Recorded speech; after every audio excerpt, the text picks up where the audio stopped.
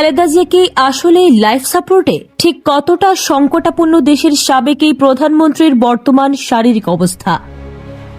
গত 23 নভেম্বর এভারকেয়ার হাসপাতালে ভর্তির পর থেকেই সবার মনে একটাই প্রশ্ন আর উদ্বেগ। চিকিৎসকরা জানাচ্ছেন, ফুসফুসের সংক্রমণ কিছুটা কমলেও হার্ট, কিডনি আর লিভারের পুরনো জটিলতায় তার অবস্থা এখনও অপরিবর্তিত এবং অত্যন্ত ঝুঁকিপূর্ণ।